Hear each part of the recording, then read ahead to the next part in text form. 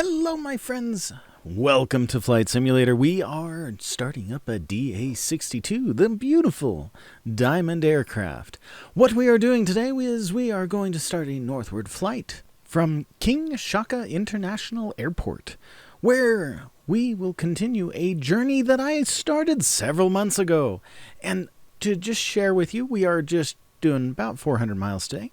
Some of the variables I would like to point out is that I kind of set the days to be a little bit more towards day or early morning because I find it lackluster to fly at night. There have been a few flights that I've done that I didn't really have a choice but to fly sort of at night.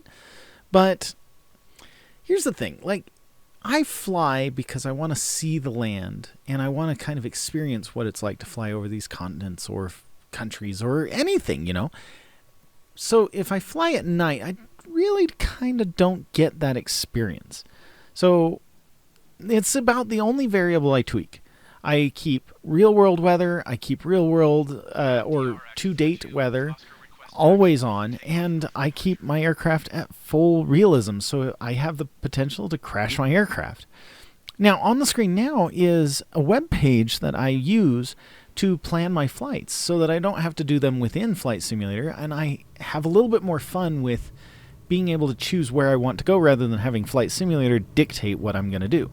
So this web page is called SkyVector. It is a beautiful web page. It's free to use. You're able to select low altitude, high altitude, or just VFR type maps and view how pilots would actually plan out and plot out their pathways from point A to point B.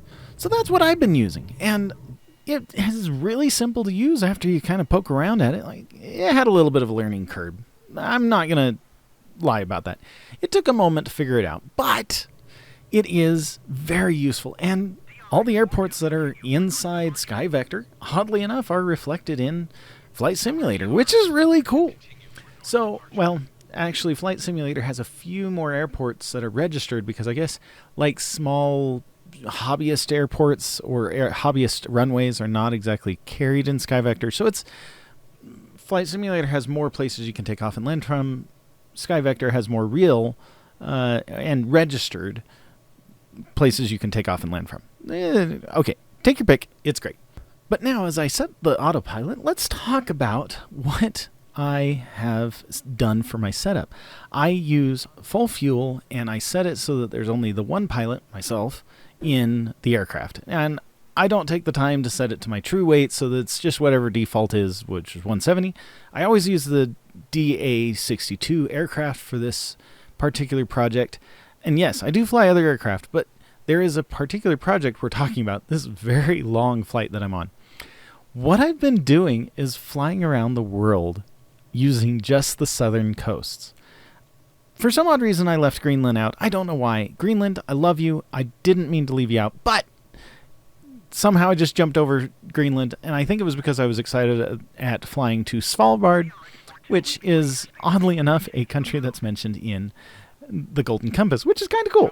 And I accidentally overlooked Svalbard, no, not Svalbard, but Greenland as a result because I was at Alert Airport, and Svalbard was right there, and I kind of just went for it. Anyway, this is the pathway that I've been using. I started near the southern tip of South America, and now, as you can tell from my flying, or what I told you earlier, I am all the way into Africa. And you can see this pathway snakes all the way up, and I did divert away from the coast a little bit. I got curious as I got close to Niagara Falls. We happened to have a update in the game, and I wanted to see Niagara Falls. So it's okay, I want to go see Niagara Falls. And I made a diversion so that I could get to Niagara Falls and worked my way around, went over to Svalbard, came down through Norway and the United Kingdom, and I've been working my way south until I hit the southern tip of Africa, which is where our story begins for this video. I am starting my northward trek towards India, and I am super excited about this. Now, you are going to have to forgive me because I did not accurately depict here every single airway that I used, but I did use my logs from Flight Simulator to determine every airport that I've landed at during this project. And you can see this takes up 2 whole pages. And these are the airports that I've used to go about this now 20,000 mile trip. That means I'm just 4,000 miles from having gone essentially around the equator of the Earth. That's insane amounts of level flying. I cannot believe that I have actually flown that far. But it has shown me some beautiful sights. And Flight Simulator has definitely not failed to produce some of the most amazing artistic views. And they're actually just attempts to recreate the real world in this game. It's so cool. And the photogrammetry, I gotta give kudos to because it is absolutely stunning. There is so much beauty all across the planet. I love it when I run into cities. I am fascinated at areas that are just desolate, or appear desolate because there's just nobody who have houses there, or the AI doesn't draw any houses there. I don't know. But just looking at the mountain ranges and the forests that I fly over and the oceans and the lakes and it's just all beautiful. We have a very beautiful planet. And even just trying to figure out how to use this external camera mode, which just really wowed me when I filmed this. This is really beautiful stuff. I just wanted to share this with you guys and give you guys an opportunity to chime in. Use the comment section below if you want to see more of this style of video, like maybe I should do another update, or if you want to see a few of my flights documented.